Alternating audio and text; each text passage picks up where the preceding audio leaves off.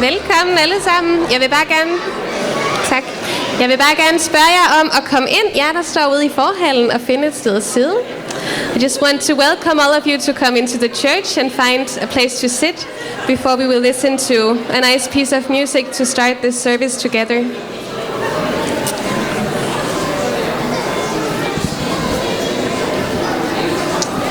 And there are still some seats here and different places. So if you can also move together, if some people still need a seat, that would be great.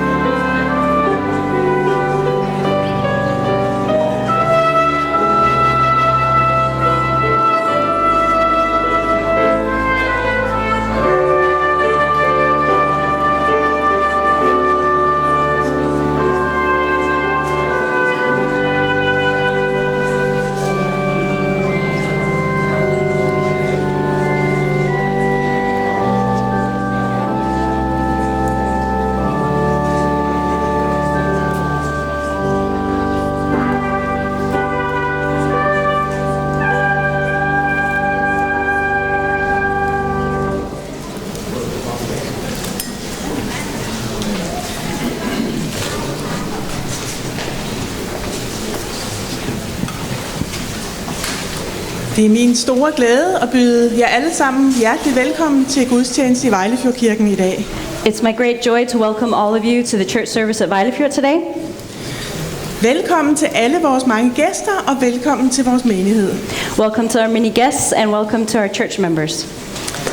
Som I ved, der tilhører menigheden, så har vi i flere uger nu blevet oplyst om, at det er ASI, der har stævne på Vejlefjordskolen her hen over nytåret. As the church members know, we've been announcing for the past few weeks that here at Vejlefjord over the holidays, we're going to have this ASI event. Så derfor er gudstjenesten i dag også helt og holdent i ASI's hænder, og vi glæder os rigtig meget til et spændende program. So that's why today the church service is in ASI's hands, and we're looking forward to an exciting program. Jeg har bare en enkelt oplysning til menigheden. I just have one announcement for the church. Vores nye menighedsnyt er klar til at få med hjem i dag. Our new church bulletin is ready. You can take it home today. Og jeg vil særligt lige gøre opmærksom på, at allerede i den første uge af det nye år, der er der den evangeliske alliance bedeuge. Så lad være lige opmærksom på programmet på bagsiden. And I just want to announce that the first week we have an evangelical prayer week with the surrounding churches. So just notice that in the bulletin. Tak. Thank you.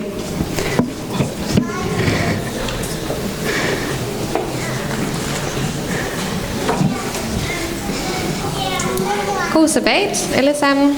Happy Sabbath, everybody. Jeg vil både sige velkommen, men også tak fordi at vi må være her. Just want to say welcome, but also thank you that we can be here. Det er rigtig dejligt at se kirken så fuld her i dag. It's really great to see such a full church today. Og jeg håber, at vi får en rigtig dejlig formiddag her sammen. And I hope that we'll have a good time here this morning. Først så har jeg lige en ret praktisk oplysning. First, I just have a practical announcement. Og det blev også sagt til sabbatskolen, men jeg gentager det lige. We said it at Sabbath school as well, but I'm just going to repeat it. Der står en bil, som er en norsk bil, har jeg fået at vide, en Toyota. We have a Norwegian car, a Toyota, outside. Med nummerpladen LJ71 734. The license plate number is LJ71734. Ja, og den holder nede i krydset lidt tæt på, så den må I gerne flytte bare efter gudstjenesten en gang. And it's kind of parked in the wrong place, so if you kind of just move it, then it'll be great. Og så skal jeg sige, at vores taler i dag, det er Christopher Kramp fra Tyskland. And our preacher today is Christopher Kramp from Germany. Ja. Og vi er også meget glade for, at du kommer og skal tale både i dag og også nogle af de næste dage. And we're looking forward to that you're going to speak to us today and also the next few days. Så der er lige et par praktiske ting omkring dagen i dag. Just a few practical announcements about today. Alle de er velkomne til at spise sammen med os efter gudstjenesten i dag. Everyone is welcome to eat with us after the church service today. Også selvom I ikke er tilmeldt til stævnet, så er der lavet ekstra mad, så folk må gerne komme med over i spisestuen og få noget mad. Even if you're not signed up for the event, we got plenty of food over in the dining room, so you're welcome to join. Og der er nok ikke plads til alle i spisestuen, men man kan også tage sin tallerken med i aulaen eller nogle andre steder, man finder. There might not be room for everybody in the dining room, but there are plenty of other places on campus where you can take your food and eat. Ja. Og så klokken 14:30 i dag, så har vi en gåtur. And at 2:30 there'll be a walk. Og vi mødes uden for hovedbygningen, eller uden for spisesalen. And we'll meet outside of, it's called the head building, or where the dining room is. Så hvis I har lyst til at gå en tur, mødes vi der klokken 14:30. So if you feel like going for a walk, we'll meet there at 2:30. Ja. Og senere i dag har vi også en andagt og nogle sociale aktiviteter, der kommer til at foregå over i hallen. Later today we're going to have a worship and some other social events over in the gym. Og der hænger nogle programmer rundt omkring, så I også kan følge med i, hvordan dagen bliver. And we've got some programs hanging up so you can follow along with what the program is for today. Så er der nogen, der har spurgt lidt til streaming af møderne, hvornår det foregår. And we've had some people ask us about streaming during the meetings, about when that happens. Ja. Der er sådan gudstjenesten, den bliver streamet. The church service is being streamed. Og så også de næste dage, så bliver morgenandagten klokken 9 til 10 også streamet. And over the next few days, there's a morning worship from 9 to 10 that's being streamed as well. Og også aftenmøderne klokken 7 til 9 om aftenen. And the evening meetings from 7 to 9. Ja. Og så lige en ting mere er, at vi har et bønnerum hernede, lige nede bagved. And another thing is we have a prayer room right down here. Og jeg har sat sådan en seddel op, hvor der står, hvornår det er åbent. And I've hung up a piece of paper where you can see when it's open. Og der er nogle piger, som står for det, og forskellige, der kommer til at være der og bede sammen med folk, der har lyst til det. And there's some girls that are in charge of that, and they'll be there if people they need prayer. Og jeg vil bare sige, at det første tidspunkt, hvor det er åbent, det er lige her efter gudstjenesten kl. 12:30 til 1:15. Så hvis der er nogen, der har lyst til at have nogen at bede med, så må I meget gerne gå derind. And the first time it's open is after the church service, around 12:30 to 1:15 if anybody would like prayer. Det var oplysningerne. Those were the announcements. Og så synes jeg, vi skal begynde den her gudstjeneste med at bede en bøn sammen. And then we're just going to start the service by praying together. Kære far i himlen, Dear Father in heaven, jeg vil gerne sige dig tak, fordi at vi kan være her i dag. I just want to thank you that we can be here today. Jeg vil gerne takke og prise dig for alt, hvad du har gjort for os. I just want to thank you and praise you for everything you've done for us. Og jeg beder om, at gudstjenesten i dag må blive til din ære. And I pray that the church service today will honor you. Det også må blive til velsignelse for alle, som er kommet her i dag. And that it will be a blessing for everyone who's here today. Vores hjerter, de må blive rørt af dig og løftet op til dig. I pray that our hearts will be touched by you and will be uplifted to you. I Jesu navn. Amen. In Jesus' name we pray. Amen. Så skal vi synge vores første salme, Then we're going to sing our first hymn, og den er på dansk, and it's in Danish. men den findes også på engelsk, så I genkender den nok. It's also in English, so you might recognize it. I won't translate it, Og vi kan stå op og synge den sammen, but we can stand up and sing it together. og så bliver vi stående efter sangen, hvor Kasper vil læse skriftlæsning for os og bede med os. And then we'll stay standing after the song, and then we'll have the scripture reading and prayer.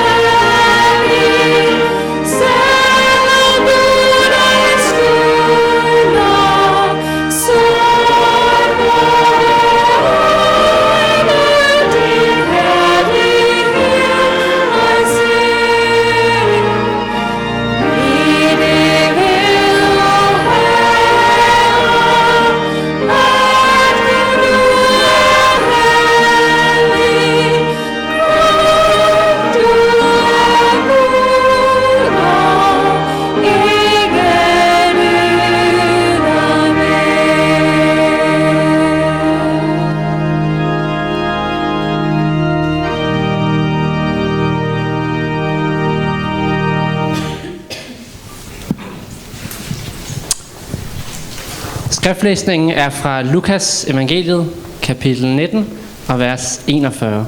The scripture reading today is from Luke chapter 19 and verse 41. Da han kom nærmere og så byen, græd han over den. As he came near and saw the city, he wept over it. Lad os blive stående under bønnen. Let's stay standing while we pray. Kære himmelske far, Dear Heavenly Father, det er et privilegium at være samlet sammen som dit folk, it's a privilege to gather together as your people, og det er et endnu større privilegium at være i dit nærvær. and it's an even greater privilege to be in your presence. Far, vi ønsker at komme dig stadig nærmere, Father, we wish to grow closer to you, for vi ved, at jo nærmere vi er dig, jo sikrere er vi. because we know that the closer we are to you, the safer we are. Fordi at Satan, han frygter og hader dit nærvær. Because Satan, he fears and hates your presence. Så far, jeg beder om, at i dag, du må drage os nærmere dig. So Father, I pray that today you'll draw us closer to you. At vi i sandhed kan vise den her verden, hvem du er. That we truly can show this world who you are. Gud, jeg beder os om, at du i dag må lægge dine ord i Christoffers mund. God, I pray that today that you'll put your words in Christopher's mouth. Og du må hjælpe os til at se vidunderlige ting fra din lov. And that you'll help us to see wonderful things from your law. At du må gøre os ydmyge og åbne for dit budskab. That you will make us humble and open towards your message. Må du velsigne den her stund, hvor vi er samlet. I pray that you'll bless this time we have here together. Det takker vi for i Jesu navn. Amen. This we thank you for in Jesus' name. Amen.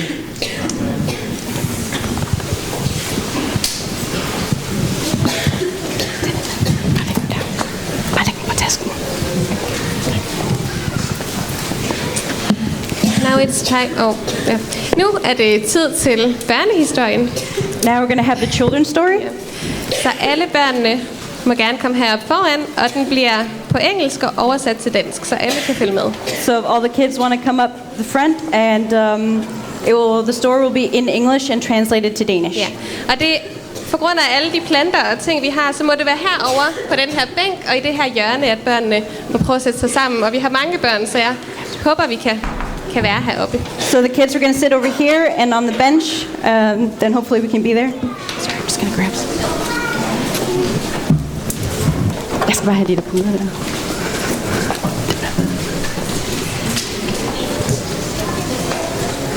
Jeg rækker mig den anden også.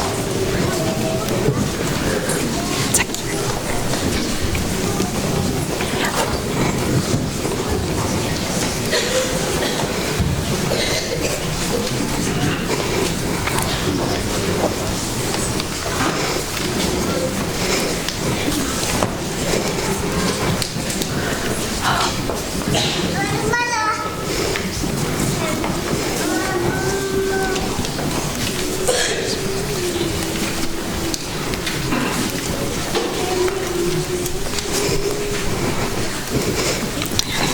Okay, so nice to see so many of you here today. Det er så rart at se så mange her i dag. Does any of you have a rabbit at home? Er der nogen af jer, der har en kanin derhjemme? Yeah? Some? Der er nogen af jer, der har en. When I was a bit younger, I had 2 rabbits. Da jeg var lidt yngre, så havde jeg 2 kaniner. And you can see one of them there. Der kan I se den ene af dem. And her name was Smula. Og hun hed Smule. So the other one was Smith. Den anden hed Smith. But this story is about Smula. Den her historie handler om Smule. Yes. Okay, you can turn. Yes. And these rabbits, they liked to be outside. De her kaniner, de kunne godt lide at være udenfor. And they also had a friend that was a cat. Og de havde også en ven, og det var katten. Does any of you have a cat? Er der nogen af jer, der har en kat? Yeah? Nice. And this was Picasso. Og det her var Picasso. Yeah. And he really liked to spend some time with them. Og han kunne rigtig godt lide at være sammen med kaninerne. But there was also another cat in the neighborhood. Men der var også en anden kat, der boede i nærheden. He was a very nice cat, Han var en meget flink kat, and he was totally white, and his name was Brutus. og han var helt hvid, og han hed Brutus. Yeah. Okay, you can. Okay. We will see him soon. But yes, there he is. Der er katten. Okay. And this cat wasn't so friendly. Den her kat, han var ikke så venlig.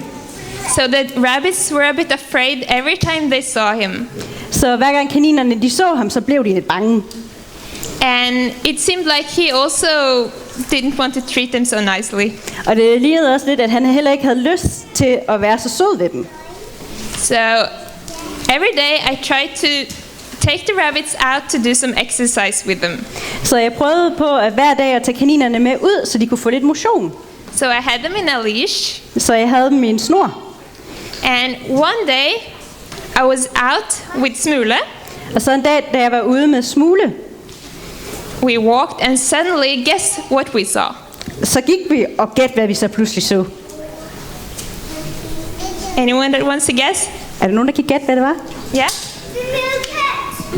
A cat. He said the white cat. The white cat. Yeah, that's right. It was Brutus. Yeah. Yeah, that's right. It was Brutus. And what do you think Smule, how do you think Smule reacted? Og hvad tror I Smule han gjorde? Hvad tror I kaninen gjorde? Yeah? Han prøvede på at gemme sig. He wanted to hide, or she wanted to hide. Hun prøvede på at gemme sig. Yes. So she was kicking and trying. I took her up, Så jeg samlede hende op, and she was kicking and really trying to get out of my hands. og hun sparkede, og hun prøvede på at komme ned. But I really tried to keep her there in my arms. Men jeg prøvede på at holde fast i hende. Why do you think I tried to keep her? Hvorfor tror jeg prøvede på at holde hende i mine arme og holde hende fast? Yeah? What do you want to say? Hvad vil du sige?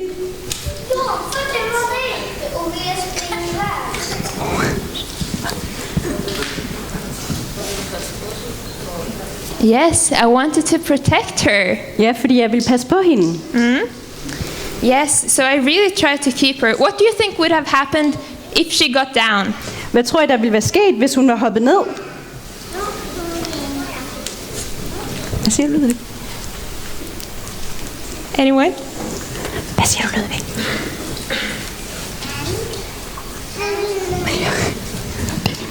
She's saying where his mom was. What? It's just saying where his mom was. Anyone else? Yeah? Yeah. Then the cat would most probably have taken her. Ja, så ville katten nok prøve på at få fat i kaninen. But she didn't understand that. Men det forstod kaninen ikke. So, but I managed to keep her, Men det lykkedes mig at holde hende fast, and the cat didn't take her. så katten fik ikke fat i hende. But it reminded me about something. Men det mindede mig om noget. That sometimes when we get afraid, At nogle gange, når vi bliver bange, then we don't understand that the safest place to go is to God. så er det ikke altid, vi forstår, at det sikreste sted, vi kan tage hen, det er til Gud. Because He really has control, even though there are dangers around us. Fordi han har virkelig styr på det hele, selvom der er farligt omkring os. So if you get afraid sometime, Så hvis nogle gange du bliver bange, so pray to Jesus and remember that you can be safe close to Him. så bed til Gud, og så husk på, at I er trygge hos ham. Thank you. Tak fordi I kom herop.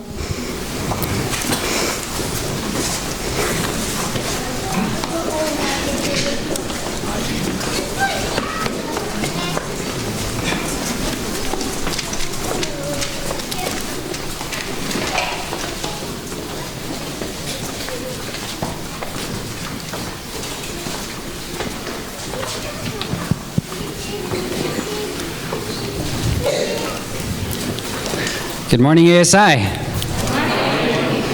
What a what a privilege it is to be here as ASI here at Vejlefjord. Det er sådan et privilegie at være her på Vejlefjord til ASI. I would like to share with you, together with Trond, Ja, sammen med Trond, så vil jeg gerne dele med jer, what today's offering will go to. hvad kollekten i dag den går til. And offerings at ASI are special. Og kollekter hos ASI, de er rigtig specielle. In ASI in the US, they can get offerings up to $1.4 million. Til kollekter i USA, så kan de få op mod $1,4 millioner. So we'll see what we can do here in Scandinavia, right? Så vi får se, hvordan det går her i Skandinavien. I've heard that Scandinavians are the richest places in the world, right? Jeg har hørt, at Skandinavien er nogle af de rigeste lande i verden, ikke? And actually, we have amazing projects that we will be fundraising for now, or having an offering for now.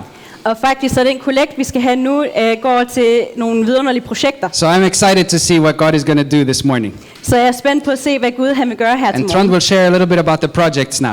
Og Trond han vil dele lidt om projektet.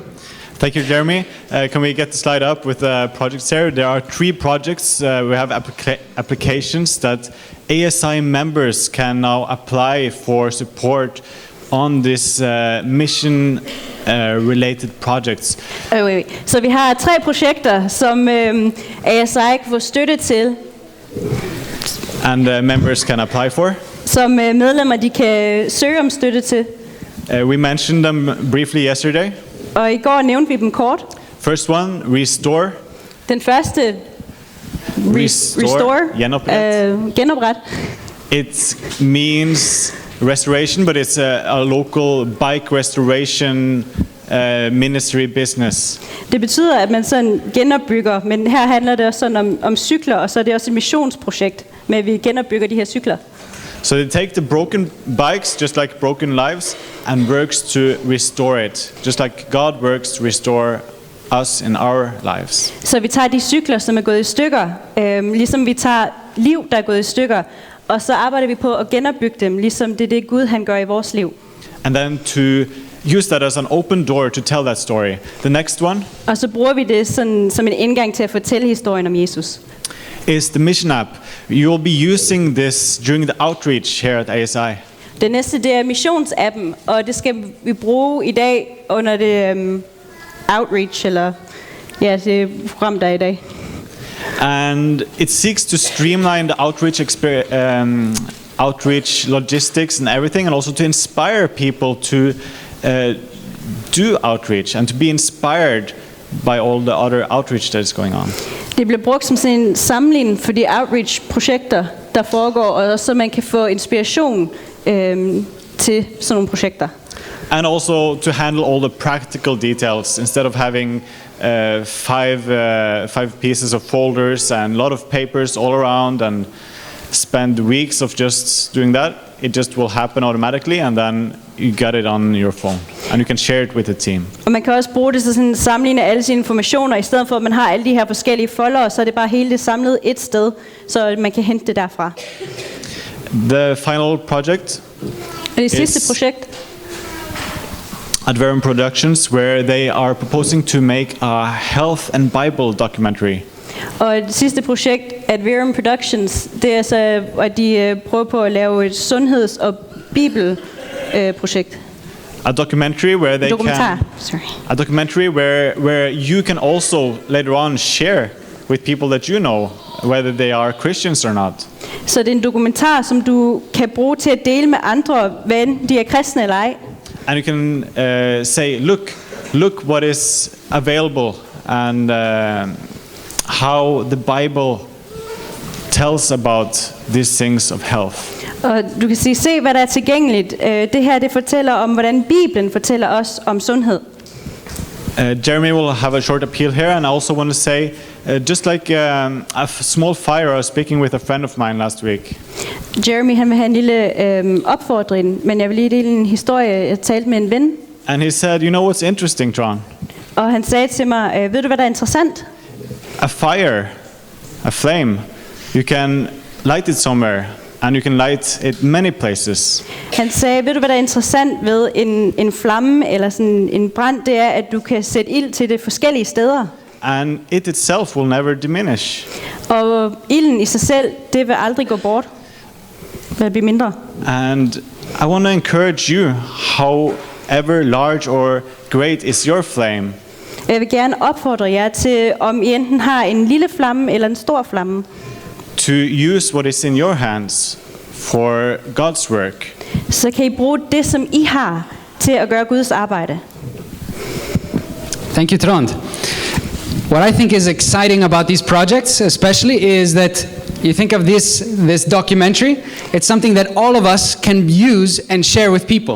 Det, jeg synes er især spændende ved de her projekter, og også ved dokumentaren, det er, at vi kan alle bruge det til at dele det med folk. Also, the mission app, we can have it on our phones, and we can do mission together, even when we're apart. Og missionsappen, som man bare kan have på sin telefon, så kan man udføre missionen sammen, selvom man er adskilt. Or the Restore Project is a project that hopefully can be a model that can be reproduced and can be in your community as well. Eller Restore-projektet, forhåbentlig, så kan man bruge det i sit eget lille by, lokalt samfund. So I'm excited that we as ASI can be part of making resources to make outreach better here in Scandinavia. Så jeg er rigtig spændt på, at vi som ASI, at vi kan bruge de her projekter til at række ud til folk. One question that I sometimes ask or think about when it comes to offering Et spørgsmål, som jeg nogle gange stiller, eller som jeg tænker over, når vi snakker om kollekt, is how many percent of what I own belongs to God? det er, hvor stor en procentdel af det, jeg ejer, tilhører egentlig Gud.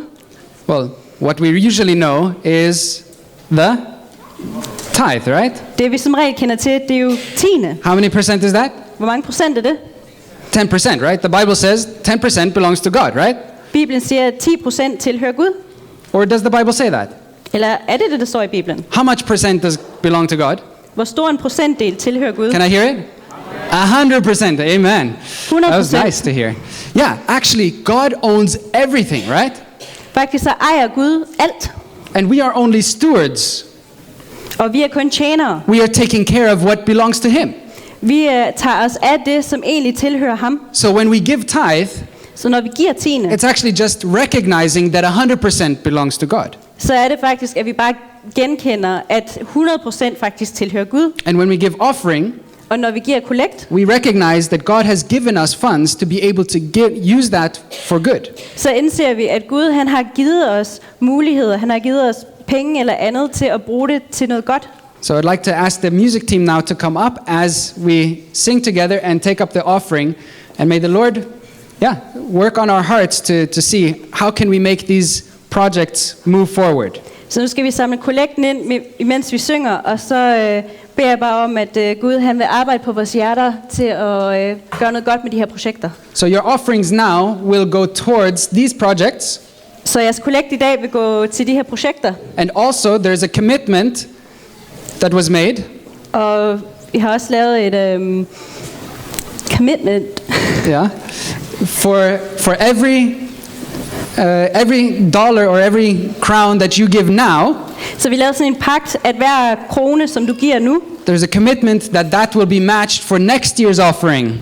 at så vil vi matche det beløb til kollekten næste år. So if you give 100 crowns, that's actually 200 crowns. Så hvis du giver 100 kroner, bliver det så til 200 If you give kroner. 1,000 crowns, that's actually 2,000 crowns. Hvis du giver 1000 kroner, bliver det til 2000 kroner. So may the Lord help us Så jeg beder, at Gud må hjælpe os to move the mission forward here in Scandinavia. for at få missionen til at gå fremad her i Skandinavien.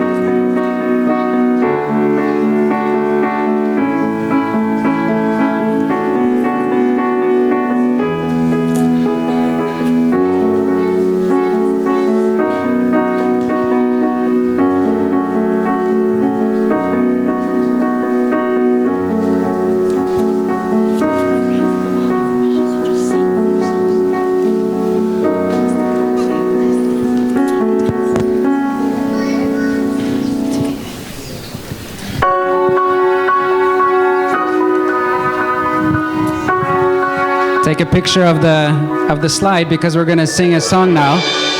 So make sure if you want to pay with Vipps, mobile pay, or Swish, then the information is there and it's going to be gone soon.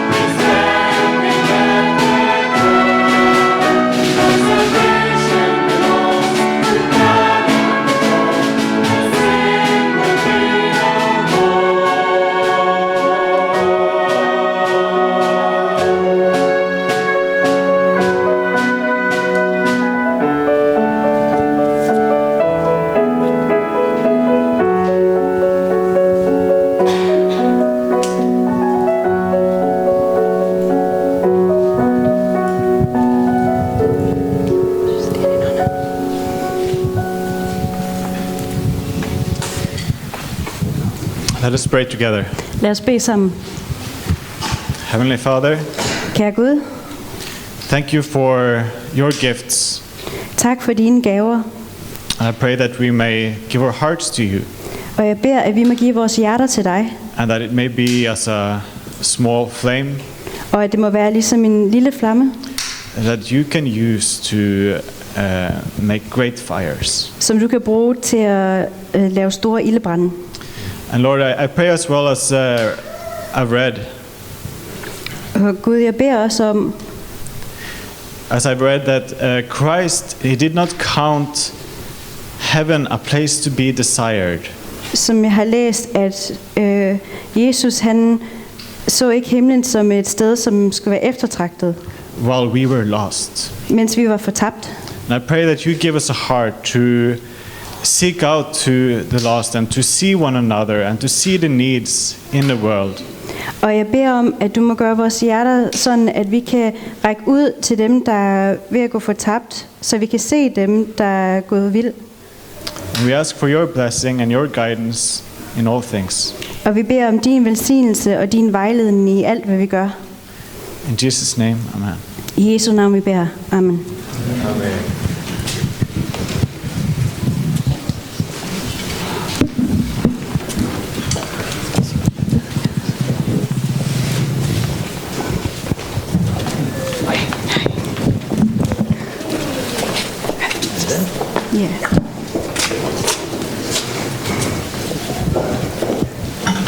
Good morning, everyone, Godmorgen alle sammen, and a warm and happy Sabbath to all of you.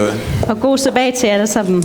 It is my pleasure to introduce the speaker for the congregation, Det er min fornøjelse at præsentere taleren i dag, and the speaker's name is Christopher Kramp, og han hedder Christopher Kramp, and he comes from Germany, og han kommer fra Tyskland, and he is pretty self-sustained. He operates his ministry. og han holder sig selv i gang. Han har sin tjeneste. It's a television ministry called Jewel TV Ministry, something like that. Det er sådan et fjernsynsprogram, Joel Ministry, And he has a background in music. og han har en baggrund i musik. I think he finished his academic degrees in music and became an orchestra conductor.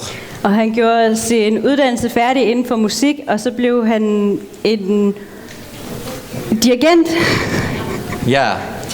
And Christopher Kramp, he has other interests also, because recently he has started on a very demanding academic project. Og han har også andre interesser. For nyligt så startede han på et akademisk projekt. He is studying at Tübingen University in Germany, Han læser på et universitet i Tyskland, and he is studying ancient languages, especially Akkadian, which is a Babylonian ancient language. og han studerer gamle sprog, især et gammelt babylonisk sprog. We have something in common, Christopher and I, Christoffer og jeg, vi har noget til fælles. and that is we have a deep love and respect for historicism. Og det er, at vi har en dyb kærlighed og respekt over for historie. And if we have some common friends, we have some common friends in this world, and they are also heavily into that. Og vi har nogle fælles venner her, som er også her i verden, som også er meget interesserede i det. And before we invite some music here, before his sermon, Og inden vi skal høre noget musik, inden han skal prædike, I will calm down the congregation that he will not be speaking in Akkadian for the sermon. så vil jeg lige sætte et ro på. Bare rolig, han kommer ikke til at tale på det der gamle sprog til prædiken.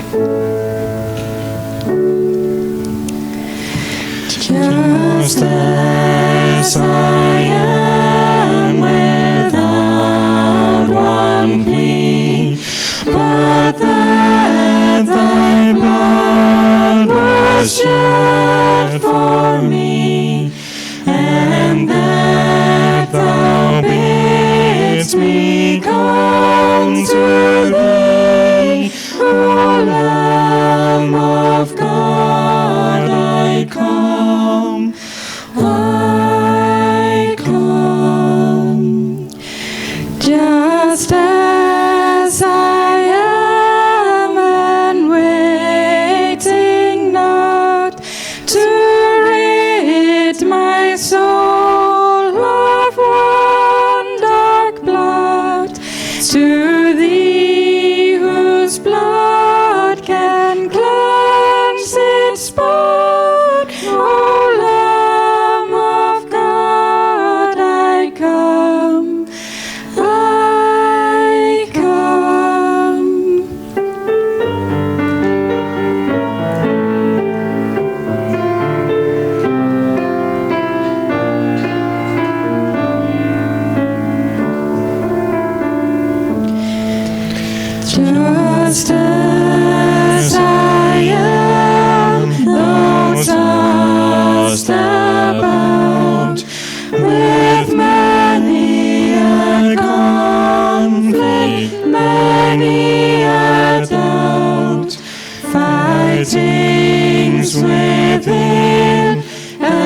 fears without.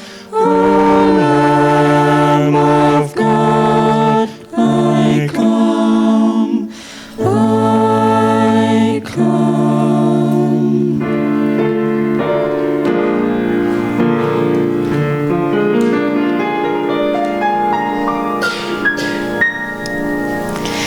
Just as I am, thy love unknown hath broken every barrier down. Now to be thine, yea, thine alone, O Lamb of God, I come, I come.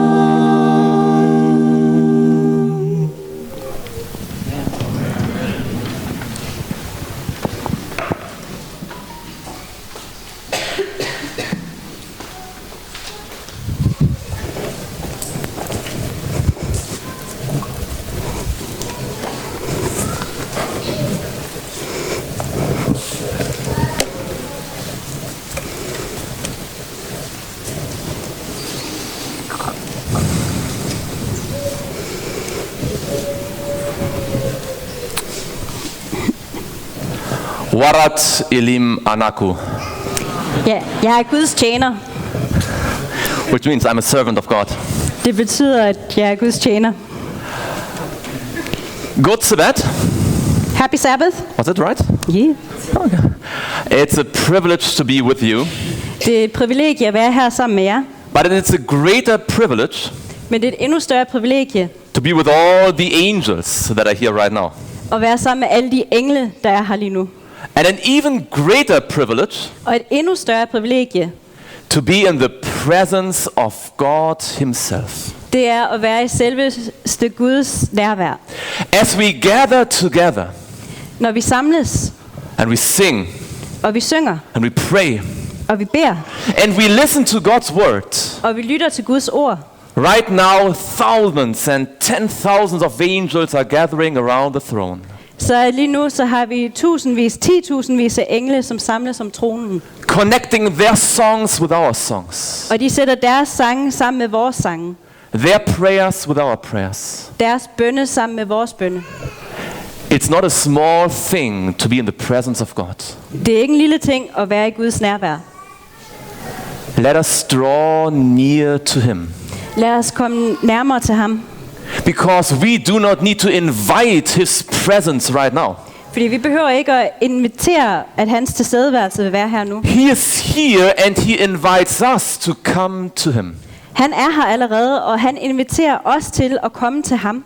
I also want to thank Vejlefjordskirken. Vejlefjordkirken. Vejlefjordkirken, yes. Jeg vil også gerne takke Vejlefjordkirken, For being able to speak to you. for at jeg kunne tale til jer. You have such a beautiful campus. I har sådan en smuk skole. This morning I was going down to the water. Her i morges så gik jeg ned til vandet.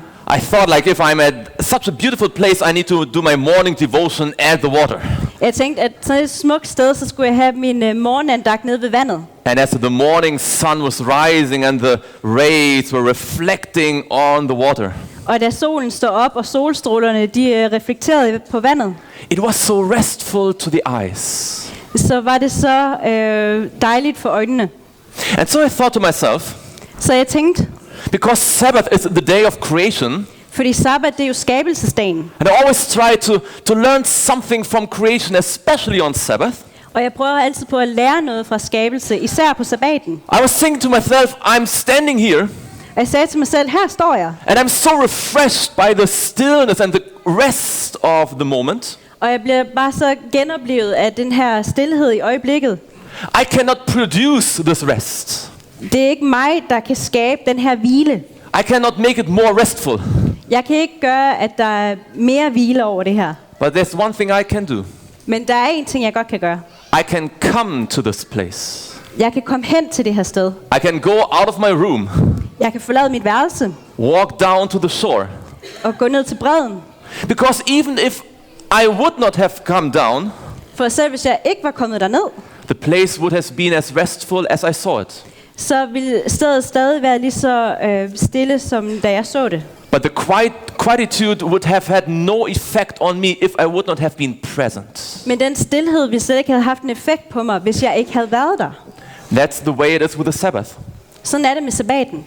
It's always holy Den er altid hellig, and always a day of rest. og den er altid en hviledag. But only if we come to the Sabbath Men kun hvis vi kommer hen til sabbaten, with our hearts open to the Holy Spirit, med vores hjerter åbne over for Helligånden, we can receive His blessing. så kan vi modtage velsignelsen. That's why Jesus says, "Come unto me." Det er derfor Jesus han sagde, kom til mig. And now, as we are preparing to hear the word of God, Og nu når vi forbereder os på at høre Guds ord, let us come to Him så lad os komme til ham, so that we may find rest for our souls. så vi kan finde hvile i sjælen. Who of you is willing with me to and able to kneel down in prayer as we start? De af jer, som kan og vil, så vil vi knæle ned i bøn.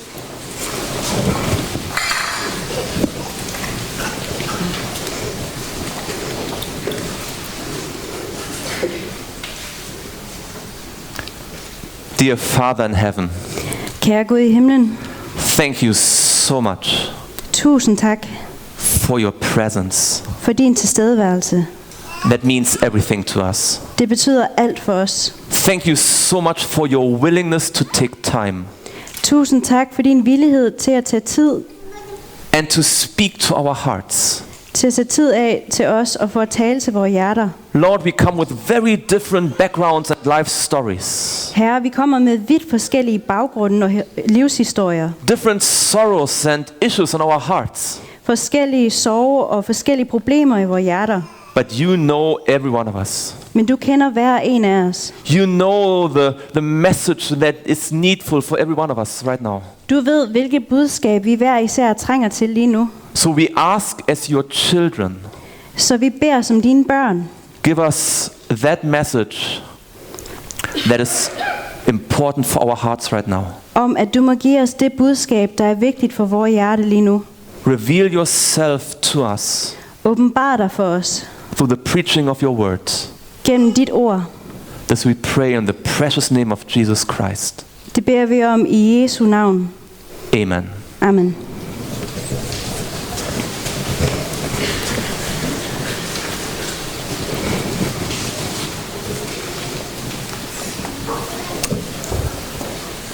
No one ever wept like God. Der er ingen, der nogensinde har grædt ligesom Gud. No one has ever shed so many tears like Jesus. Der er ingen, der har fældet så mange tårer, som Jesus har. No one has ever felt the sadness of rejection as strong as the Holy Spirit. Der er ingen, der har følt den utrolige sorg ved at blive afvist, ligesom Helligånden har følt det. Turn your Bibles to Luke 19, Hvis vi slår op i Lukas evangeliet kapitel 19, verse 41. vers 41. The verse we read or we heard in the scripture reading. Det vers, som vi havde til skriftlæsningen.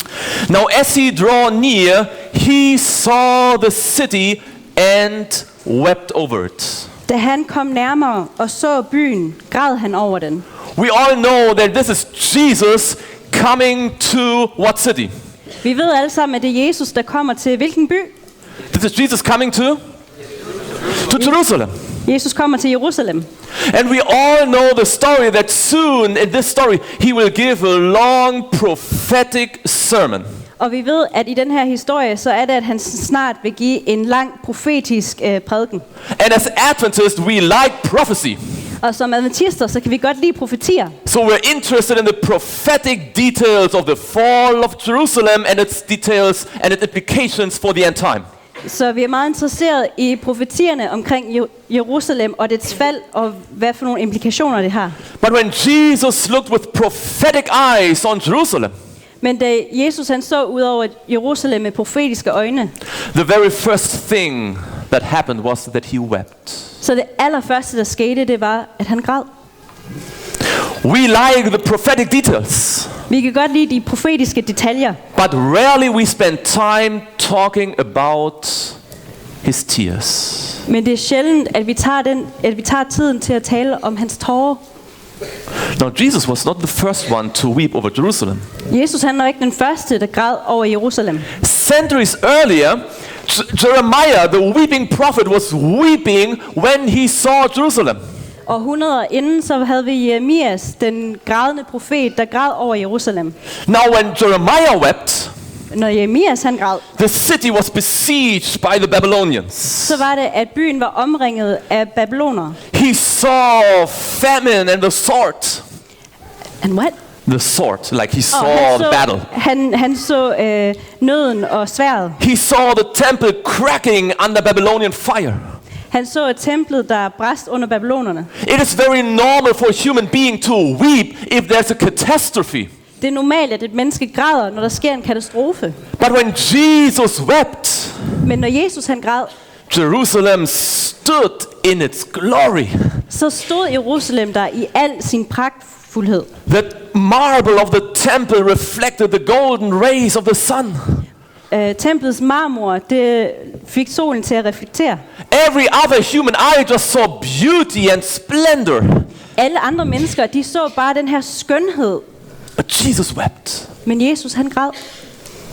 Centuries earlier, Århundreder inden, when Solomon had built this massive temple, da Salomo han havde bygget det her kæmpe tempel, when all the people had come together to dedicate the temple, og alle folkene, de var samlet for at dedikere templet. when foreign delegations were in awe about the beauty and majesty of this building, Da mennesker fra andre lande, de simpelthen tænkte, wow, det her det er en flot bygning. when Solomon knelt down to praise God, Da Salomo han knælede ned for at prise Gud, God looked down så kiggede Gud ned, and he saw this temple og han så det her tempel. would be destroyed in many centuries. Og han så, at det en dag ville blive ødelagt. He saw that this temple would not last and would be destroyed by fire. Han så, at det her tempel ikke ville vare ved, og det ville blive ødelagt af ilden. But still he blessed it. Men han velsignede det alligevel, And fire came down. og ilden kom ned. Centuries earlier, Århundreder inden, when the Israelites went out of Egypt, da israelitterne de tog ud af Egypten, happy that they were set free, og de var så glade for, at de var frie, jumping up and down, de hopper op og ned. singing, "We're marching to Zion," right? Og de siger, at vi marcherer til Zion. God looked down Så Gud han kigger op, and he knew kigger ned, og han vidste, of all these Israelites, ud af alle de her israelitter, everyone except for 2 adults will die in the wilderness. så vil alle sammen, bortset fra 2 voksne, de vil dø i ørkenen. But he still blessed them, Men han velsignede dem alligevel. and he gave them manna and water, Og han gav dem manna, og han gav dem vand, and led them through the wilderness. og han ledte dem igennem ørkenen. Centuries earlier, Århundreder inden, when God had created the world in 6 days, da Gud han havde skabt verden på 6 dage, and everything stood in perfect beauty. og alt det var simpelthen perfekt og smukt. And on the first Sabbath day, Og på den første sabbatsdag, the entire world population consisting of 2 people så hele verdens befolkning, som var 2 mennesker, combined their praise and thanksgiving de gik sammen, og de priste, og de takkede Gud with the millions of angels. med millioner af engle. When we could have been there and looked at the throne of God, Og vi kunne have været der og set Guds trone, seeing the sons of God shouting for joy, og set Guds sønnerne, der råbte af glæde. saying, "Thou art worthy to take glory and honor and everything." Og de snakker om Guds ære og We just praise Him. priser ham. When we would be able to pierce through the unsearchable light of the throne of God. Wait, what? When we would be able to pierce through the unsearchable light of God. Når vi kunne se igennem Guds lys, Maybe we would see tears running down his cheeks, så er det, at vi måske kunne se tårerne, der triller ned ad kinderne. because he knew on this Sabbath day Fordi han vidste, at på den her sabbatsdag, this planet would burn with fire, så vidste han, at den her planet, den vil gå til med ild. which leads us to a profound question. Og det leder os til et stort spørgsmål. What does God think? Hvad er det Gud han tænker? Why is he doing all his best Hvorfor er det, at han gør sit allerbedste for a world that he knows will fail? for en verden, som han ved vil fejle? Why is he blessing a people Hvorfor velsigner han et folk, that he knows they will fail? som han ved vil fejle? We as humans are different, right? Som mennesker, så er vi lidt anderledes, ikke? If we know something will not go well, Hvis vi ved, der er noget, der ikke kommer til at gå særlig godt. if we see a dead end, Hvis vi ser en blind gyde, we stop working. så holder vi op med at arbejde. And even if we are called to work, we're not giving our best. Og selvom vi er kaldet til at arbejde, så giver vi det ikke lige vores bedste. God gave his very best Gud, han gav sit allerbedste for people for mennesker and buildings og bygninger and the world, og verden. knowing what would happen. Og han vidste, hvad det var, der ville ske. Which begs the question, Og det får mig til at spørge, what is on his mind? hvad er det lige, han har i tankerne? Can we actually know this? Kan vi rent faktisk vide det? Maybe you say, oh, that's too high for us to know what God is thinking. That's a mystery, right? Måske siger I, det er da lige lidt for over vores niveau til at vide, hvad Gud han tænker. Doesn't the Bible say his thoughts are higher than the heavens? Siger Bibelen ikke, at hans tanker er højere end himlene? True. Det er rigtigt. But still, he wants us to think his thoughts, at least to our capacity. Alligevel så vil han have, at vi skal prøve at tænke hans tanker alt efter vores bedste evne. Is not Jesus called the Word of God? Bliver Jesus ikke kaldt Guds ord? Making the thoughts of God audible to us? Så han gør, at Guds ord gør, at vi kan høre dem. Does not Ellen White say that we should be enabled to think his thoughts after him? Siger Ellen White ikke, at vi skal kunne tænke hans tanker efter ham? Now turn with me to Jeremiah. Slår vi op i Jeremias. Jeremiah 32, that's one of my absolutely favorite Bible verses. Jeremias 32, det er en af mine alleryndlings skriftsteder. It provides us the answer, what is the top priority, number one, on God's mind? Det giver os, hvad Guds allerøverste prioritet er, det han har i tankerne. What's the one thing that he lives for? Hvad er den allerførste ting på hans liste? In Jeremiah 32, I Jeremias 32, reading verse 41, vers 41. the Bible says, Bibelen siger, yes, I will rejoice over them to do them good, and I will assuredly plant them in this land with all my heart and with all my soul. jeg glæder mig over dem og vil dem det godt. I fuld og oprigtig trofasthed planter jeg dem her i landet. Oh, I like this verse. Jeg kan godt lide det her vers. Normally this phrase, with all my heart, with all my soul. Normally this phrase, with all my that's heart, not in the Danish one though.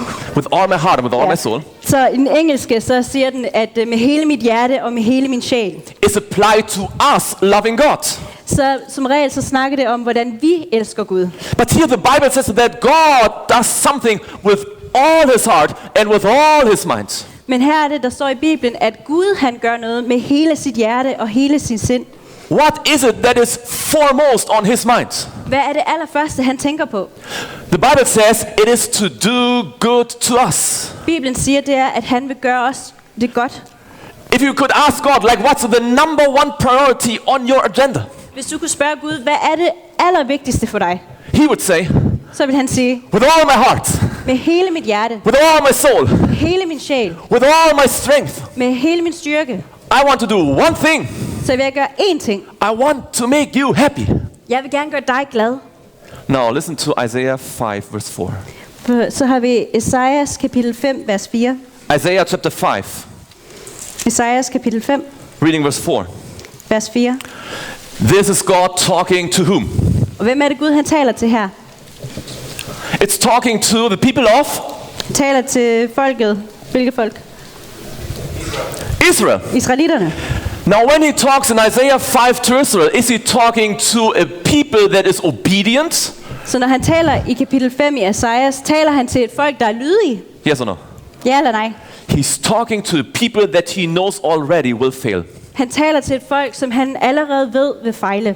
Listen to his words. Prøv at høre hans ord. What more could have been done to my vineyard that I have not done in it?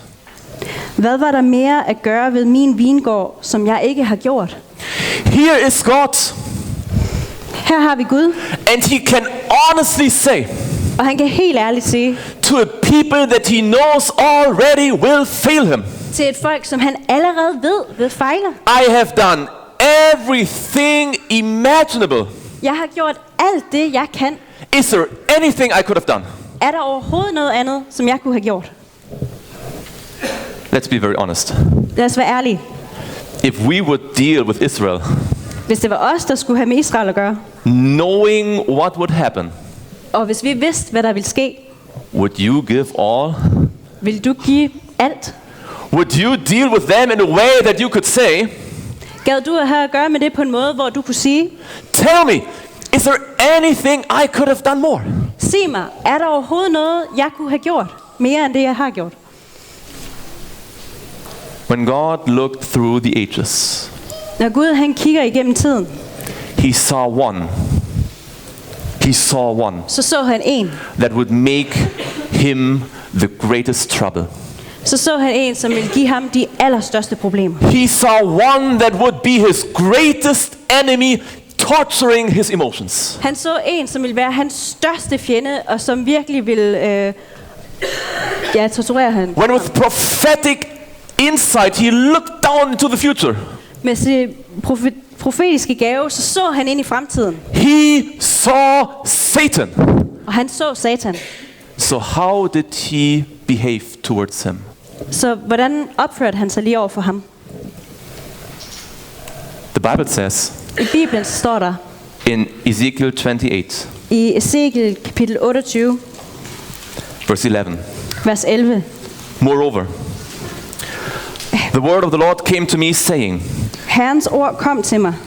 Son of man, take up a lamentation for the king of Tyre and say to him, thus says the Lord God, you are the seal of perfection, full of wisdom and perfect in beauty. Menneske, syng en dødsklage over Tyrus' konge og sig til ham, dette siger Gud Herren, du var sejlet på fuldkommenhed, fyldt med visdom og af fuldendt skønhed. You were in Eden, the garden of God. Every precious stone was your covering. The sardius, topaz, diamond, beryl, onyx, jasper, sapphire, turquoise, and emerald with gold. The workmanship of your timbrels and pipes was prepared for you on the day you were created. Du var i eden i Guds haven. Alle slags ædelsten sad på din dragt. Rubin, topaz og månesten, krysolit, shoham og jaspis, safir, granat og smaragd. Udhamret og dekoreret kunstarbejde i guld blev anbragt på dig den dag du blev skabt. You were the anointed cherub who covers. I established you. Du var en salvet kerub. Jeg gjorde dig til beskytter. He gave him the greatest mind, the greatest power, the greatest beauty that God could actually give. Han gav ham den allerstørste hjerne, den allerstørste skønhed, som Gud han kunne give nogen som helst. On top of this, where was Lucifer stationed? Og oven i det, hvor var det, at Lucifer han stod i forhold til Gud? Where was Lucifer placed? Hvor var han placeret? Next to him. Ved siden af Gud. So that Lucifer was actually able to look into the law of God. Så Lucifer han var faktisk i stand til at se ind i Guds lov. We all know the law of God is his character, is his mind, is what's on his mind. Vi ved alle, at Guds lov, det er hans karakter, det er hans sind, det er det, han tænker. Trying to tell us that God opened his soul to Lucifer. Og det prøver at fortælle os, at Gud han åbnede sin sjæl til Lucifer. How do you call someone that is able to read all your secrets? Hvad kalder man en, som er i stand til at læse alle dine hemmeligheder? How do you call someone that is closest to your side? Hvordan kalder man en, som er tættest på din side? How do you call someone that knows that knows you better than everyone else? Hvad kalder du en, som kender dig bedre end nogen anden gør? Because Lucifer had the greatest brain. He understood God better than everyone else. Fordi Lucifer, han havde det største sind. Han kendte Gud bedre end nogen anden. I imagine when God explained something about the universe. Jeg forestiller mig, at når Gud han forklarer noget i universet, And the other angels were scratching their heads og de andre engle, de kløede sig and saying, i hovedet, can you just explain this once more? og de siger, kan du ikke lige forklare det en gang til? Lucifer would stand next to him Så stod Lucifer ved siden af ham and say, I got it. siger, jeg har fattet det. I got it. You know the feeling if you say something and someone else just knows what you're meaning? Kender I den følelse af, når du forklarer noget, og der er en anden, der bare lige forstår, hvad det er, du siger? How do you call such a person? Hvad kalder man sådan en? That's your best friend. Det er din bedste ven. He made Lucifer his best friend. Han gjorde Lucifer til sin bedste ven. And if we believe that God knows the future, Og hvis vi tror på, at Gud han kender til fremtiden, then there can be only one logical conclusion. så kan vi kun komme til én konklusion, der giver mening. He must value friendship. Det er, at han må virkelig værdsætte venskab. In and of itself. Venskab i sig selv. He really values friendship. Han værdsætter virkelig venskab. In Deuteronomy, I 5. Mosebog, by the way, that's a very interesting book. det er forresten en rigtig interessant bog. I thought I should make this comment at ASI Scandinavia. Den kommentar synes jeg skulle lave. Ask them, they will explain to you why. Måske kan I forklare det for mig senere. In Deuteronomy chapter 5 verse 4, I 5. Mosebog, the Bible tells us that God spoke to the Israelites face to face. Kapitel 5, vers 4, så står der, at Herren talte til jer på bjerget ansigt til ansigt. And that's a strange statement. Og det er en underlig ting, because in the same book, fordi i den samme bog, one chapter before, bare et kapitel forinden, in chapter 4, Moses clearly said, you didn't see any image of God. I kapitel 4, så siger Moses helt tydeligt, at du så ikke Gud. You couldn't see any form of God. Du kan overhovedet ikke se nogen form af You Gud. just heard his voice. Du har kun hørt hans stemme. So why then does he say in chapter 5 verse 4, God spoke to you face to face? Så hvorfor er det så, at han siger i kapitel 5, vers 4, at Gud talte til jer ansigt til ansigt? The answer is very simple. Det er et enkelt svar. The Bible says in Exodus 33, Bibelen siger i 2. Moses bog, that God talked to Moses face to face, at Gud han talte til Moses ansigt til ansigt, as a man talks to his som en mand taler til sin friend. ven. So when God spoke face to face to Israelites, Så da Gud talte ansigt til ansigt til israelitterne, he was basically saying, can I be your friend? så var det i bund og grund, at han sagde, kan jeg være din ven? He was sending a friendship invitation. Han sendte en venskabsanmodning. And when the people heard the friendship invitation, Og da folket de hørte den her anmodning, when they saw the fire of his love burning, da de så hans kærlighed brænde, they were saying, and you know the story. så sagde de jo, I kender nok historien. Stay where you are. Bliv hvor du er. We'll get some pastor, to tell us what to do, but stay where you are. Vi skal nok få en præst til at sige, hvad det er, du vil have, men bare bliv der. Please bring us to Canaan, but please remain in distance. Lad føre os til Kanaan, men hold dig lige lidt på afstand. Stop talking. Stop med at tale. What did God say? Hvad sagde Gud? Okay. Okay. Can I just have a tent in your midst? Må jeg ikke bare lige få et telt sammen med jer? My wife just recently showed me a postcard. For nylig min kone viste mig et postkort. Someone wrote there. Der var nogen, der havde skrevet på det. If one day you will leave me, hvis du en dag forlader mig, would you like to take me with you? Vil du så ikke tage mig med dig? It's God saying.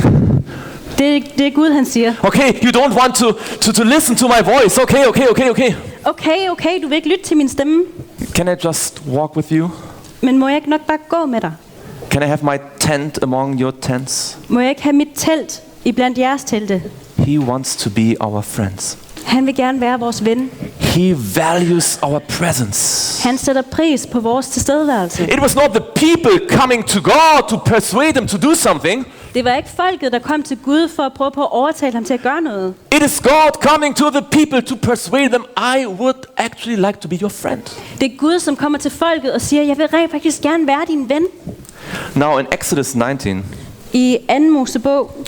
Oh, by the way, before we go there, let's go quickly to John 15. Eller lige inden det, så tager vi hen til Johannes, kapitel 15.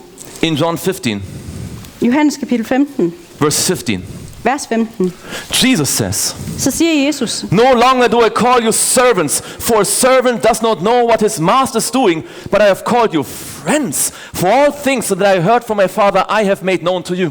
jeg kalder jer ikke længere tjenere, for tjeneren ved ikke, hvad hans herre gør. Jeg kalder jer venner, for alt, hvad jeg har hørt af min fader, har jeg gjort kendt for jer. My friends, we hear much about serving here at ASI, and that is very good and very right. Mine venner, vi hører rigtig meget om at tjene, og det er meget godt og rigtigt. But you are not only called to be a servant, Men vi er ikke kun kaldet til at være tjenere. just obeying rules Bare sådan nogle, som adlyder reglerne and marching orders og følger sin ordre. and kind of persuading yourself that this is kind of happiness. Og at man sådan prøver på at overtale sig selv til, at det her det er glæde. You are called to be his friend. Du er kaldet til at være hans ven. Because if you are friends with someone, Fordi hvis du er venner med nogen, can I ask you, jeg må lige spørge jer. who of you has a good friend? Hvem af jer har en god ven? Are you not willing to do something for your friend? Er du ikke villig til at gøre noget for din ven? Are you not willing to serve for your friend? Er du ikke villig til at tjene din ven? No one needs an ASI convention to motivate him to serve his friend. Der er ikke nogen, der har brug for et ASI-event til at motivere en for at tjene sin ven. The fact that we need conference after conference and seminar after seminar Det, at vi har flere seminarer og konferencer, to get us into serving mode det får os ind i den her tjeneste-mode. may indicate that God may be our creator and our God. May indicate that God may be our creator and our God. Det kan måske vise os, at jamen, godt nok er Gud vores skaber og vores Gud, But maybe not truly our friend. men måske er han i virkeligheden ikke vores ven. Is he your friend? Er han din ven? Now in Exodus 19, I 2. Mosebog kapitel 19, in Exodus 19, the Bible says det siger Bibelen in verse 5, i vers 5.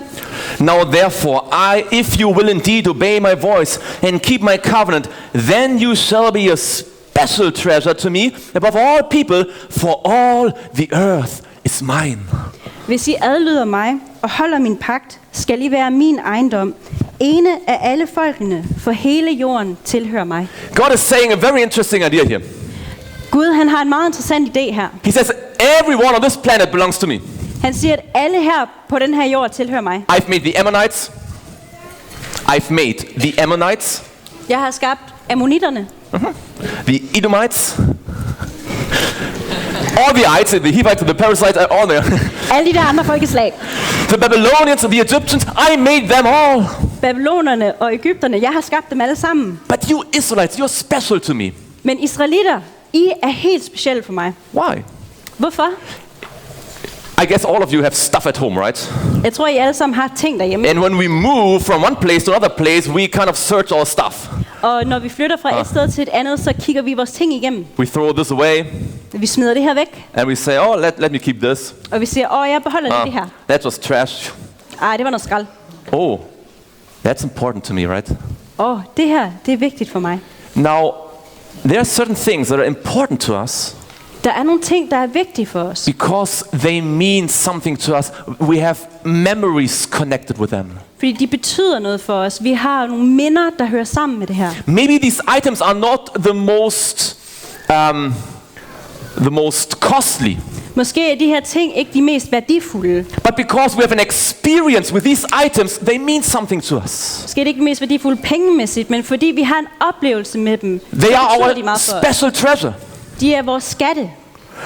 Now, when God looks at the Israelites, Når Gud han kigger på israelitterne, He says, "Because you know me, så siger han, fordi I kender mig, because you follow me, fordi I følger mig, that's special to me."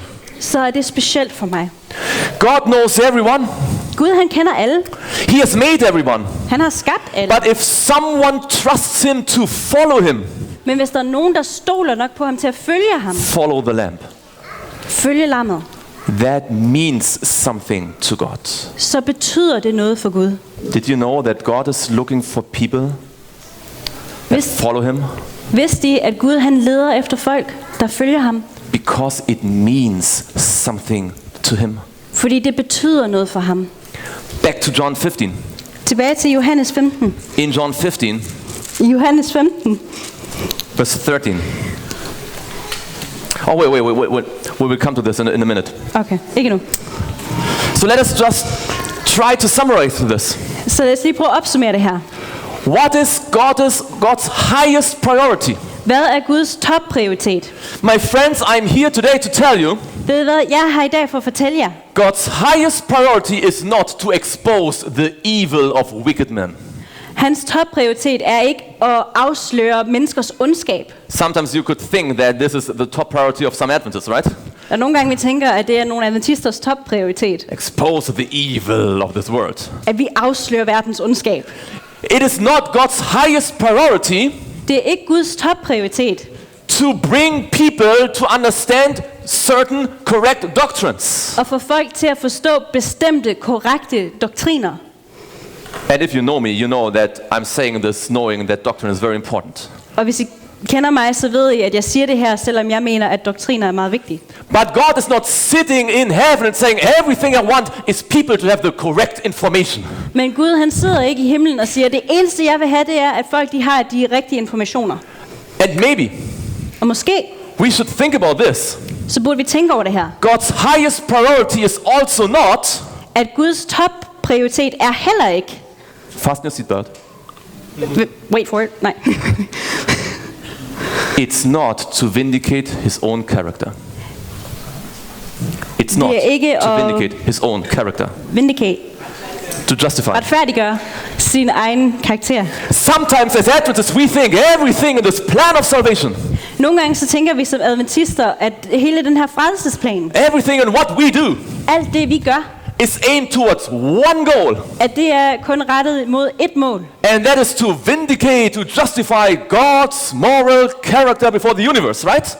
Det er at retfærdiggøre Guds morale, hans karakter for universet. But if we would have a chance today to go into heaven Men hvis vi fik muligheden i dag for at komme i himlen, and approach God sitting on his throne, og nærme os Gud, som sidder på tronen, and we would tell him, og vi fortæller ham, surely, right? er det ikke rigtigt? The only thing that is on your mind, the highest priority for you is to vindicate your own character, right? Det eneste, der er rigtigt for dig, din højeste prioritet, det er at retfærdiggøre din egen karakter. Er det ikke? He would say no. Så vil han sige nej. Because, by the way, Fordi forresten, love does not seek its own.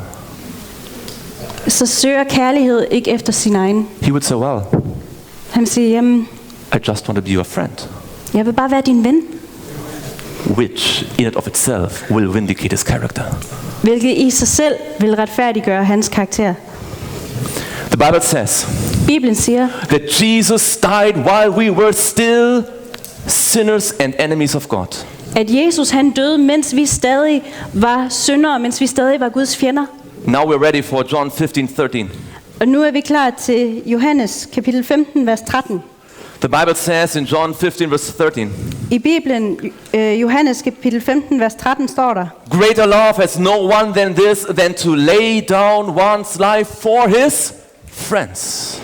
større kærlighed har ingen end den at sætte sit liv til for sine venner. When Jesus came to this world to die for humanity, Da Jesus han kom til den her verden for at dø for mennesket, he met, objectively speaking, he met enemies. så hvis man virkelig kigger på det, så mødte han faktisk fjender. But what did he see? Men hvad var det han så? He saw friends. Han så venner. He saw friends in his enemies. Han så venner i sine fjender. As we've heard already in the prayer, Som vi allerede har hørt i bønnen. Jesus did not count heaven a place to be desired while we were lost. Så Jesus ikke himlen som et sted, som der skulle være eftertragtet, mens vi var fortabte. Because a friend cannot be at ease if his friend is in trouble. Fordi en ven kan ikke bare tage det stille og roligt, hvis hans ven har problemer. So what is the purpose of prophecy? Så hvad er formålet med profeti? We all know the nature of prophecy. Vi kender alle til profetiers natur. Prophecy is very simple. Profeti er det enkle. God knows everything in advance Gud han ved alt på forhånd, and he tells us certain things. Og han fortæller os bestemte So ting. we can read it, Så vi kan læse om and det, then we go to history og så kigger vi på historien. and see, wow, it happened. Og så ser vi, hold da op, det er sket. And we're excited. Og vi er spændte. That's the nature of prophecy. Det er profetiens natur. He knows everything in advance. Han ved alt på forhånd. And we should do this and focus on it. Og vi burde fokusere på det her. And as a historian, I would say we should do more on history as well. Og som historiker, så vil jeg sige, at vi burde gøre mere ud af historien. Because my friend Kenneth will affirm that we are losing our historicist grip on prophecy. Wait, what? We're losing our historicist understanding Fordi of prophecy. vi er ved at miste vores historiske forståelse af profetierne. But is this the purpose of prophecy? Men er det profetiernes formål? God just showing off that he knows everything? Gud, han bare praler med, at han ved det hele. No, prophecy has a deeper meaning. Nej, profetierne har en dybere mening. Because when we see that God knows everything in advance, Fordi når vi ser, at Gud han ved alt på forhånd, we should ask the question, så burde vi stille spørgsmålet. then why is he blessing people anyway? Hvorfor er det så, at han alligevel velsigner folk, If he knows already that they will be lost. hvis han ved på forhånd, at de går fortabt? Why does he elevate Babylon, Hvorfor er det, at han ophøjer Babylon and then Medo-Persia, og Persien and then Greece, og Grækenland and then Rome, og Rom, knowing in advance that they will all fail and misuse their privileges? selvom han ved på forhånd, at de alle vil fejle, og de vil misbruge deres privilegier? Why does he bless a people over centuries, Hvorfor er det, at han igennem århundreder velsigner folk, knowing in advance selvom han ved på forhånd, that they will crucify him? at de vil korsfæste ham? Why does he train a person Hvorfor er det, at han træner en person and makes him his friend, og gør dem til sin ven? knowing that he will be the one that will betray him? At han oplærer en person, selvom at han ved, at det er den person, der vil forråde ham. To all these questions, there's but one answer. Der er bare ét svar til alle de her spørgsmål.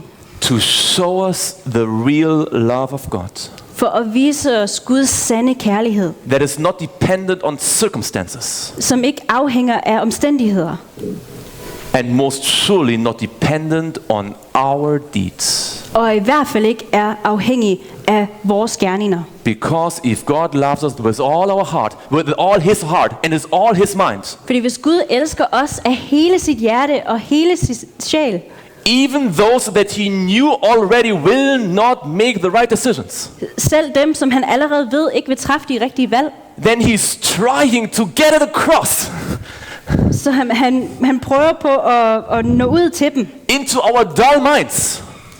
og nå ind til vores, Whatever you do, hvad du end gør, I love you.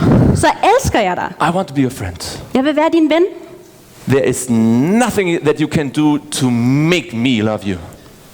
Der er ikke noget, du kan gøre, der vil tvinge mig til at elske dig. Is Jesus your friend? Er Jesus din ven? You may have heard about him. Måske har du hørt om ham.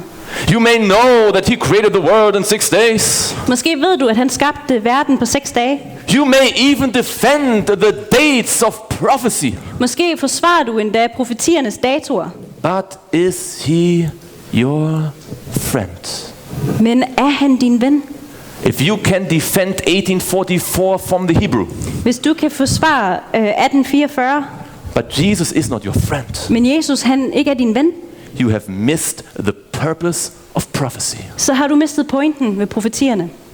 And why should you follow someone Og hvorfor skulle du følge nogen, wherever he goes, hvor han end går hen, unless you really trust him as your best friend? medmindre du virkelig stoler på ham som din bedste ven? The Bible says in Proverbs 17:17, a friend loves at all times. Bibelen siger i Ordsprogenes bog, kapitel 17 og vers 17, en ven viser kærlighed til hver en tid. A good friend will always be at your side. En god ven vil altid stå ved din side. And a good friend will still like you even if you treat him badly. Og en god ven vil stadig kunne lide dig, selvom du ikke lige behandler ham så godt. There's just one thing that he hates. Der er bare én ting, som han hader.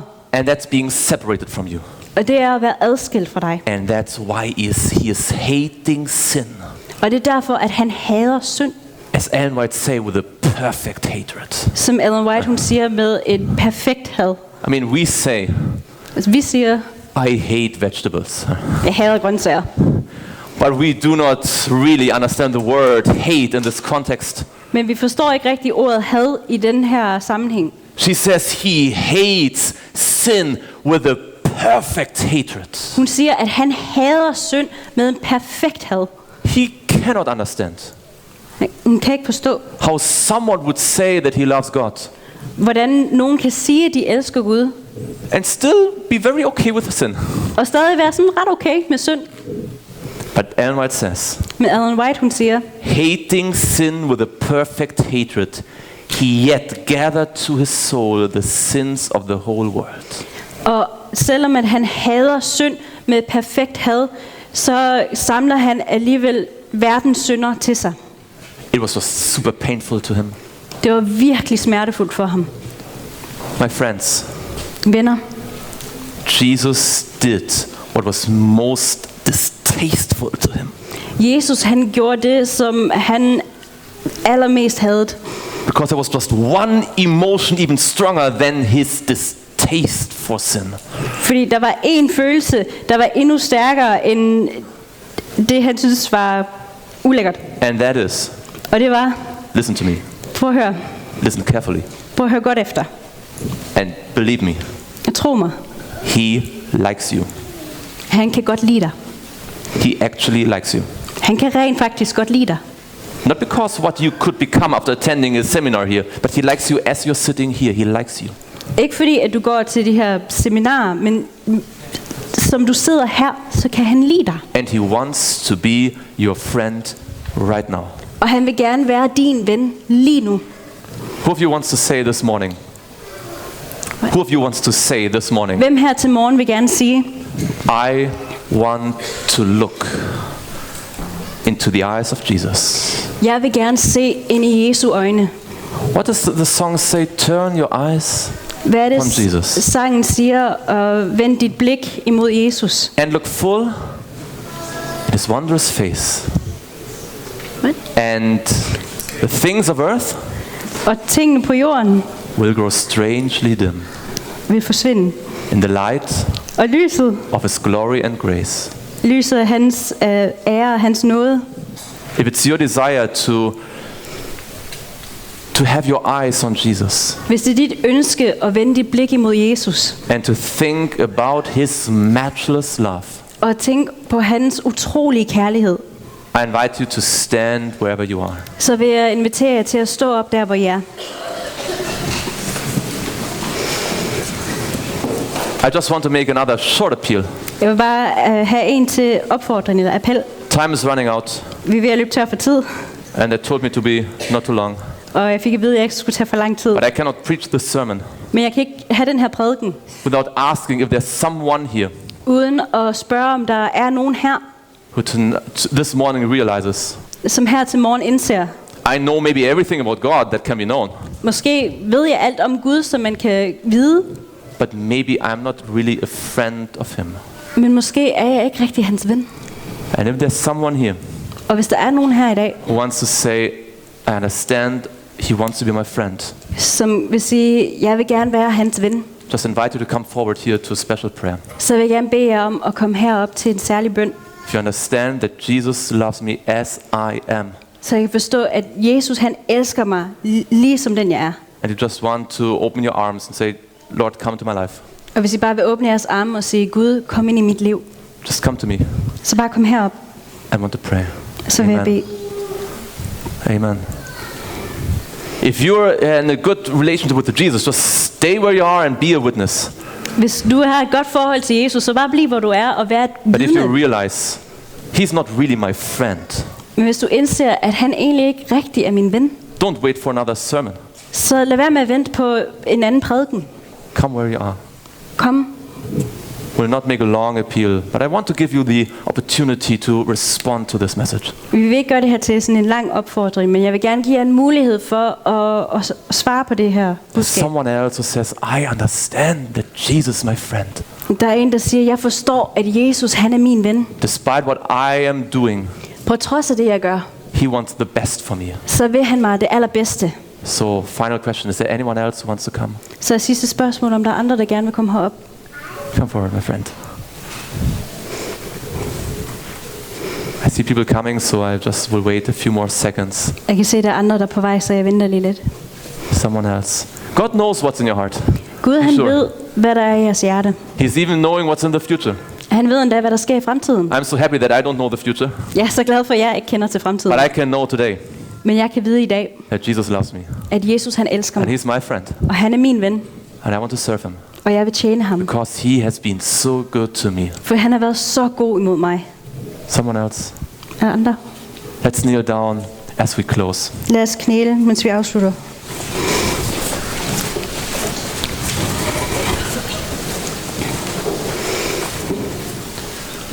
Dear Father in heaven, Kære far i himlen,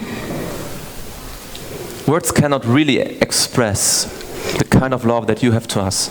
ord kan ikke rigtig udtrykke den kærlighed, som du har for os. You took 1,600 years, Du tog 1600 år, several languages, many people, adskillige sprog, adskillige folk, thousands of object lessons and sermons to kind of make this point simple enough for us. tusinder af lektioner og tjenere for at prøve at gøre det her budskab enkelt for os. And Lord, sometimes sin has so blinded our eyes that we don't see it even while reading the Bible.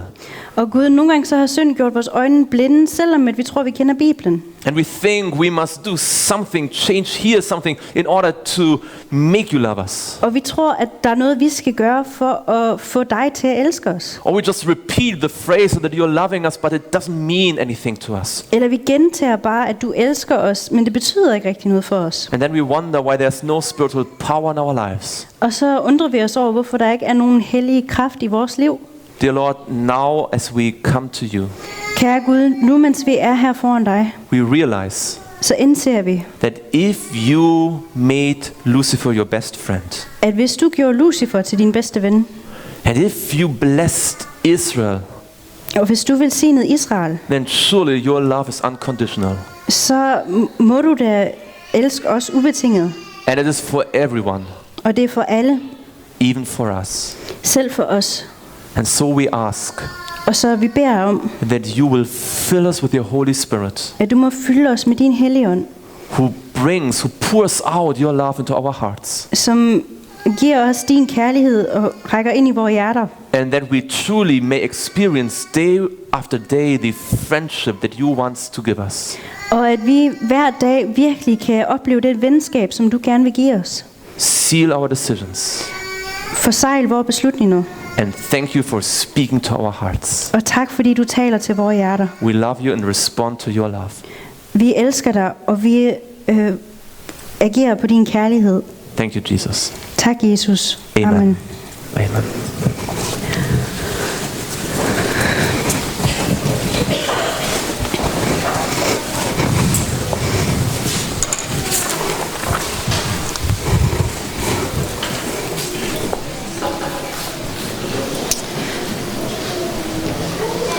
Efter det her dejlige budskab, vi har hørt, For this wonderful message that we've heard, så vil vi afslutte med at synge salmen, som hedder Nærmere Herre. then we're going to close with the hymn called Nearer to the Lord. Yeah. Ja, så lad os synge den.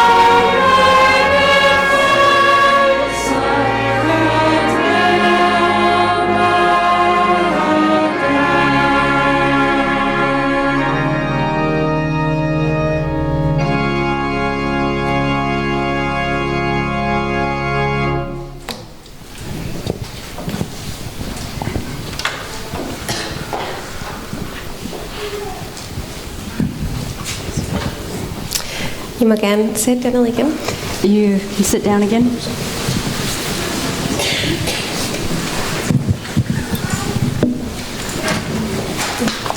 Jeg vil gerne sige tak for en dejlig gudstjeneste til alle.